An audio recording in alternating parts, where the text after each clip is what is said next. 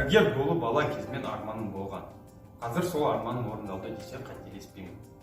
Тәуелсіз елім сияқты біздің елімізде медицина, хирургия және онкология әлдеқайда даму үстінде. Әсіресе біздің орталығымыз көптеген жетістіктерге жетті. Айта кетсек, бауыр хирургиясы, бауыр трансплантациясы дамыды. Соның бірі біздің орталығымызда 2013 жылы елімізде тұңғыш мәйттен бауыр трансплантациясы жасалған болады. Мен тәуелсіз елде өмір сүргеніне мақтан етемін. Өйткені елімізде және біздің орталығымызда бізге жастарға деген үміті өте үлкен. Осы хирургия саласында бізге көптеген мүмкіндіктер берді. Шет елдерде білімімізді, біліктілігімізді арттырып, үлкен конференцияларға қатысуға жолымызды ашқан. Елімізге және орталығымызға алғысым көп. Тарихымызда тәуелсіздік бізге өте ауыр қиын жолмен келген бәрімізге анық.